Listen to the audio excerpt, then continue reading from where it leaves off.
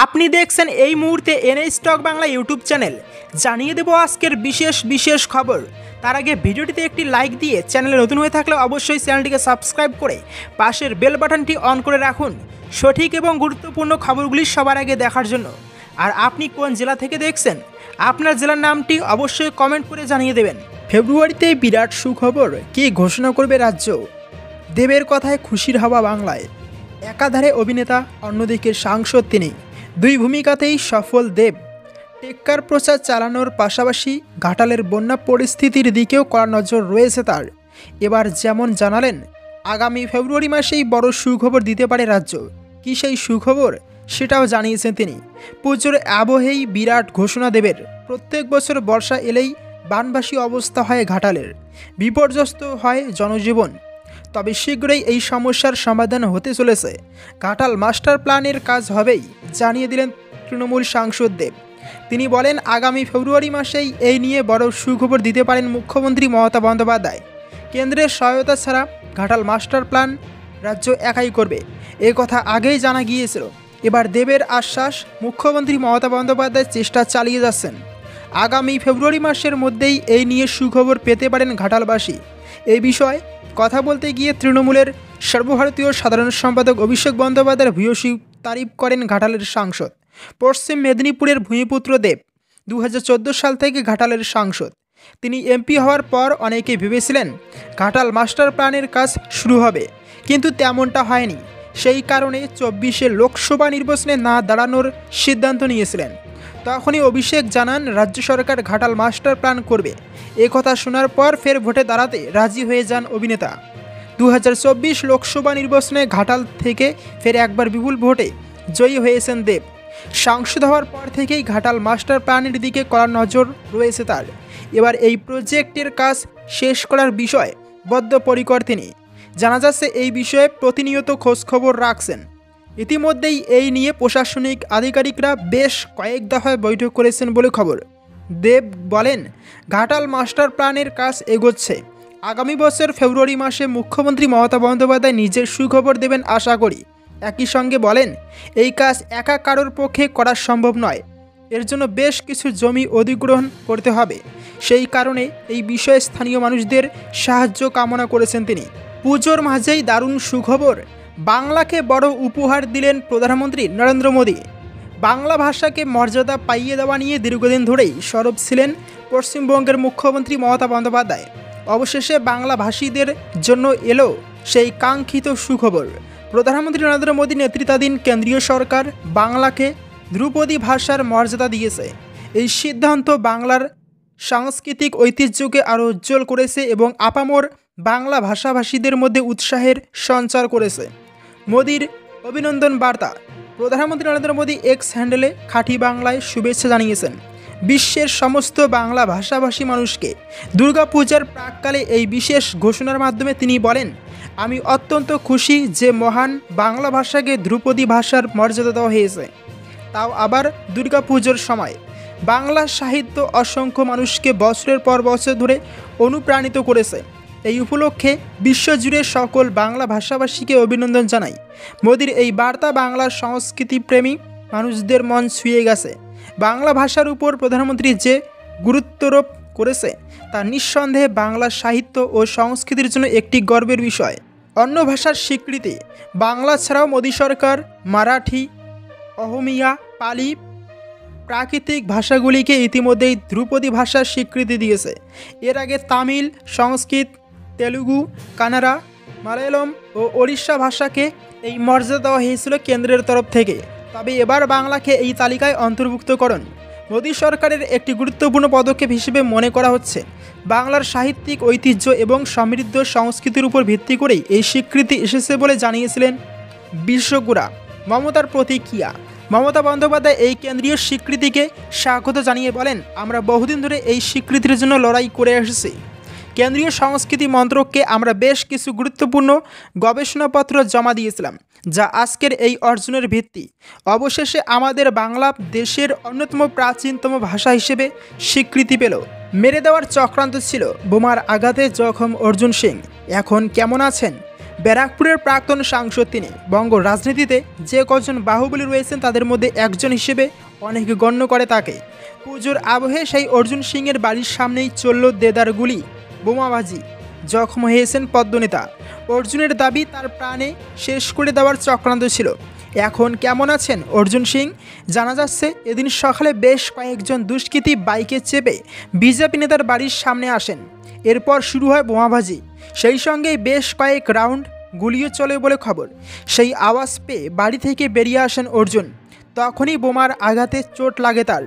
একটি সর্বভারতীয় সংবাদ মাধ্যমের কাছে ব্যারাকপুরের প্রাক্তন সাংসদ অভিযোগ করেন সোমনাথ শ্যামের ছেলে নমিত সিং এই কাণ্ড ঘটিয়েছেন। সোমনাথ শ্যাম স্থানীয় তৃণমূল কংগ্রেস কাউন্সিলর। অর্জুন বলেন, ওই 15 থেকে 20 জন দুষ্কৃতী নিয়ে আমার বাড়ির উপর হামলা চালায়, আমার নিরাপত্তারক্ষীদের উপরে হামলা চালায়। নবরাত্রির পুজো হচ্ছিল, আমি সেখানে ছিলাম। শব্দ পেয়ে নিচে নেমে আসি। গুলি চালানো থেকে বোমাবাজি কিছুই বাদ যায়নি। প্রাক্তন বিজেপি সাংসদ জানান, একটা বড় স্প্লিন্টার এসে তার পায়ে লাগে। আপাতত তিনি নিজের বাড়িতেই রয়েছেন বলে খবর। অর্জুনের অভিযোগ, পুলিশের সামনে এই কাণ্ড ঘটেছে। তারা নীরব দর্শক হয়ে দাঁড়িয়েছিলেন। প্রায় 25টার বেশি বোমা ছোড়া হয়েছে বলে অভিযোগ করেন তিনি।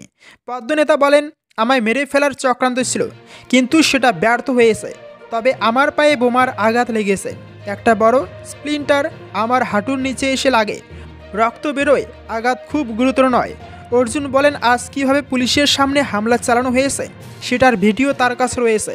তার অভিযোগ, ওই এলাকার আইন শৃঙ্খলা ব্যবস্থা একেবারে ভেঙে পড়েছে। এদিকে যার ছেলের বিরুদ্ধে হামলা চালানোর অভিযোগ, সেই সোমনাথ শ্যাম অবশ্য সবটা অস্বীকার করেছেন। তৃণমূল কাউন্সিলর বলেন, আমি তো শুনেছি অর্জুন সিং কেন্দ্রীয় বাহিনীর সঙ্গে নিয়ে এলোপাথারি গুলি চালাচ্ছেন, বোমা মারছেন। ওর পায়ের নিচ থেকে মাটি সরে গিয়েছে। এখন বাচ্চা বাচ্চা ছেলেদের সঙ্গে ঝগড়া করছেন, নিজে হাতে গুলি চালাচ্ছেন। ময়দানে নেমে যদি গুলি চালানো হয় তাহলে অনেক সময় তো নিজেরও লাগে। আবাস উপভোক্তাদের দিতে হবে মুচলেখা, বড় সিদ্ধান্ত রাজ্য সরকারের। পুজোর পরে চলতি মাসের 21 তারিখ থেকেই রাজ্য জুড়ে শুরু হয়ে যাবে আবাস যোজনার জন্য সমীক্ষা। কেন্দ্র সরকার বাংলাকে 11.5 লক্ষ বাড়ি তৈরির বরাত দিলেও গত 2.5 বছর ধরে সেই প্রকল্পের জন্য 1 পয়সাও ছাড়েনি। তাদের একটাই অভিযোগ, প্রধানমন্ত্রী গ্রামীণ আবাস যোজনা প্রকল্পে দুর্নীতি হয়েছে। যদিও সেই সব দুর্নীতির সামান্য কিছু অভিযোগ প্রমাণিত হলেও বাকিগুলির কোনো সন্ধানই মেলেনি। এই অবস্থায় মুখ্যমন্ত্রী মমতা বন্দ্যোপাধ্যায় সাফ জানিয়ে দিয়েছেন, রাজ্য সরকারই ওই 11.5 লক্ষ বাড়ি করে দেবে বাংলার বাড়ি প্রকল্পের মাধ্যমে। সেই বাড়ি নির্মাণের জন্য প্রত্যেক উপভোক্তাকে 1,20,000 টাকা করেও দেওয়া হবে। সেই টাকা দেবে রাজ্য সরকারই। সেই টাকা দেওয়ার আগে হবে সমীক্ষা, সেখানে দেখা হবে উপভোক্তা ও প্রকল্পের সুবিধা পাওয়ার যোগ্য কিনা।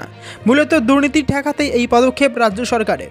এবার জানা যাচ্ছে, সেই সমীক্ষার পরে প্রত্যেক উপভোক্তার কাছ থেকে মুচলেখা নেওয়া হবে। যারা সেই মুচলেখা দেবেন তারা এই প্রকল্পের সুবিধা পাবেন, যারা দেবেন না তাদের নাম এই প্রকল্পের উপভোক্তাদের তালিকা থেকে বাদ পড়ে যাবে। কেন মুচলেখা?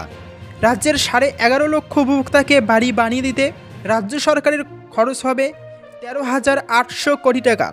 3 ধাপে সেই টাকা পাবেন উপভোক্তারা। প্রথমবার দেওয়া হবে 60,000 টাকা, দ্বিতীয় ধাপে তারা পাবেন 40,000 টাকা, তৃতীয় ধাপে মিলবে 20,000 টাকা। এর আগে দেখা গিয়েছে আবাস যোজনায় যারা টাকা পেয়েছেন তারা বহু ক্ষেত্রে সেই টাকায় বাড়ি না বানিয়ে ওই টাকা অন্য খাতে খরচ করে ফেলেছেন। আবাস যোজনার টাকা নিয়েও বাড়ি তৈরি করেননি উপভোক্তা। ইতিপূর্বে এমন বহু ঘটনার সামনে এসেছে। বিভিন্ন জেলায় খোঁজ খবর করে জানা গিয়েছে এই উপভোক্তাদের মধ্যে অনেকেই আর বাড়ি তৈরি করতে রাজি নন। কিন্তু এবার রাজ্য সরকার নিজস্ব কোষাগার থেকে গরিব মানুষের বাড়ি তৈরির টাকা দিচ্ছে। প্রাথমিকভাবে 13,800 কোটি টাকা তার জন্য খরচ হবে। যদিও অনুমান করা হচ্ছে উপভোক্তার সংখ্যা বেড়ে 15 লক্ষ হতে পারে। সেক্ষেত্রে আরও টাকার বরাদ্দের প্রয়োজন। আর সেই কারণেই রাজ্য সরকার চাইছে বরাদ্দকৃত টাকা যেন কোনোভাবেই উল্টো পথে খরচ না হয়। উপভোক্তারা যে টাকা পাবেন সেই টাকা যাতে বাড়ি তৈরির জন্য খরচ হয় তা নিশ্চিত করতেই রাজ্য সরকার এবার উপভোক্তাদের কাছ থেকে মুচলেখা আদায় করছে। কবে জামিন পাচ্ছেন পার্থ চট্টোপাধ্যায়, যা জানালো কলকাতা হাইকোর্ট। পুজোর মুখে খারাপ খবর পার্থ চট্টোপাধ্যায়ের জন্য। 2 বছর পার, খুব সম্ভবত এবারের পুজো জেলেই কাটাতে হবে নিয়োগ দুর্নীতি মামলায় ধৃত পার্থ চট্টোপাধ্যায়কে। এসএসসি মামলায় জামিন হচ্ছে না রাজ্যের প্রাক্তন শিক্ষামন্ত্রীর। বৃহস্পতিবার কলকাতা হাইকোর্টে পার্থর জামিন মামলার শুনানি ছিল। সেখানেই বড় ইঙ্গিত দিয়েছিলেন বিচারপতি। কি জানালো কলকাতা হাইকোর্ট? বৃহস্পতিবার বিচারপতি অরিজিৎ বন্দ্যোপাধ্যায়ের ডিভিশন বেঞ্চে মামলা উঠলে বিচারপতির মন্তব্য, মামলা নিষ্পত্তি হচ্ছে না, পুজোর আগে জামিন কার্যত অসম্ভব। সোমবার দুপুরে ফের মামলার শুনানি রয়েছে। ওদিকে দুদিন আগেই প্রাথমিক নিয়োগ দুর্নীতি মামলাতে সিবিআইয়ের হাতে গ্রেপ্তার হয়েছেন পার্থ চট্টোপাধ্যায়। রাজ্যের প্রাক্তন শিক্ষামন্ত্রী ও পুর নিয়োগ দুর্নীতিতে অভিযুক্ত অয়নশীলকে হেফাজতে চেয়ে আদালতে আবেদন জানালে সিবিআই এর আর্জি মঞ্জুর করে আদালত। এসএসসি নিয়োগ দুর্নীতি মামলায় 2022 সালের 22শে জুলাই রাজ্যের প্রাক্তন শিক্ষামন্ত্রী পার্থ চট্টোপাধ্যায়কে গ্রেপ্তার করে ইডি। এবার সেই মামলায় সুপ্রিম কোর্টের জামিনের আবেদনের মধ্যেই পার্থকে গ্রেপ্তার দেখায় সিবিআই। সিবিআইয়ের আবেদন মঞ্জুর করেছে সিবিআইয়ের বিশেষ আদালত। আদালতের সিবিআইয়ের তরফে আবেদন করা হয়। গত 2 বছর ধরে তারা প্রাথমিক শিক্ষক নিয়োগ দুর্নীতি মামলা তদন্ত করছিল। সেখানে রাজ্যের প্রাক্তন শিক্ষামন্ত্রীর জড়িত থাকার বিষয়টি উঠে আসে। শোন অ্যারেস্ট দেখানোর জন্য আবেদন জানানো হয়। সেই আবেদন মঞ্জুর হয়েছে ইতিমধ্যেই। প্রাক্তন এসএসসি নিয়োগ দুর্নীতি মামলায় 2022 সালের 22শে জুলাই রাজ্যের প্রাক্তন শিক্ষামন্ত্রী পার্থ চট্টোপাধ্যায়কে গ্রেপ্তার করে ইডি।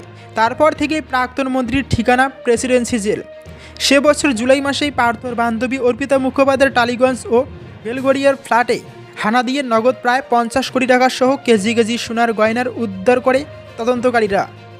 কারিগরি টাকার পাহাড় উদ্ধারের পর গ্রেপ্তার করা হয় অর্পিতাকেও। নিয়োগ দুর্নীতি মামলায় ইডির পাশাপাশি পার্থ চট্টোপাধ্যায়ের বিরুদ্ধে অভিযোগ আনে সিবিআইও।